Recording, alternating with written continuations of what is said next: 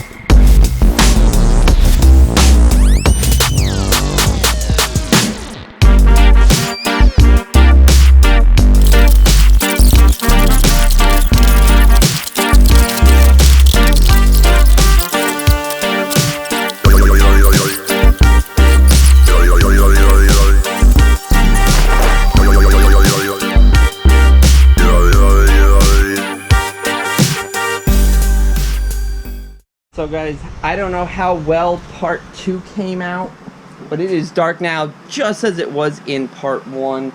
And you can see we have our second pad laid and it looks good. My dad is just leaving. He stopped by to help feather it out and work down the concrete for us while we mixed, and Marissa mowed the yard, so the yard looks good.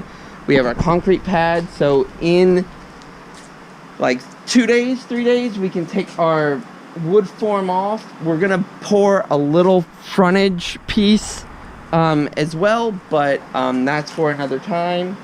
But it is basically done, and this is our new parking area. So Marissa can park here, I can pull on here and park. We have a nice extra added area.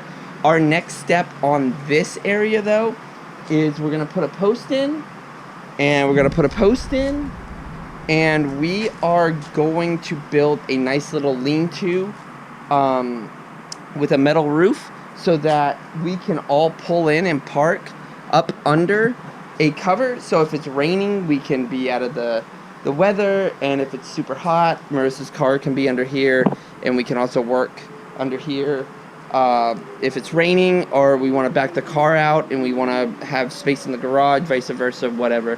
But it is done. Thanks for watching this part 1 and part 2 of our concrete pour, and we are back on the M3 next time. So like, comment, and subscribe, guys, and I will see you next video.